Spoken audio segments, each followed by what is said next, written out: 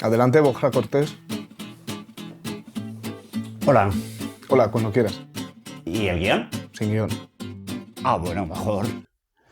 Hola, me llamo Borja Cortés y soy actor y profesor de teatro especializado en improvisación teatral. Es siempre emocionante subirse a un escenario sin texto previo y desarrollar la acción a partir de propuestas de la audiencia. Eso es lo que hago con las compañías en las que trabajo, ImproMadrid y Yamin Teatro. Pero las aplicaciones de este arte van mucho más allá del ámbito dramático. La impro es una herramienta de desarrollo personal y profesional que fomenta el trabajo en equipo, la observación y la iniciativa. He impartido formación para empresas como Renfe, Alcampo o Accor, ayudando a los empleados, entre otras cosas, a la hora de hablar en público. En este curso de Doméstica voy a compartir contigo recursos de improvisación que van a mejorar tu comunicación, potenciar tu creatividad y aumentar tu confianza.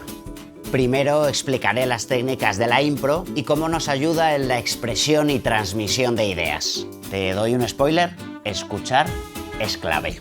Luego pasaremos a ejercicios prácticos. Después de calentar, será hora de experimentar con la escucha, la espontaneidad, el rebote, la aceptación y la adaptación. Estos procesos nos ayudan a vencer el pánico o el bloqueo y a salir de la zona de confort. Así que también te hablaré de sus beneficios en el día a día, además de formas de entrenar la imaginación en situaciones cotidianas. Al concluir el curso, realizarás un vídeo en el que tendrás que superar algunos retos imprevistos y divertidos. Descubre cómo ser más espontáneo y aprende a decir sí con el arte de la improvisación. Muchas gracias, lo tenemos.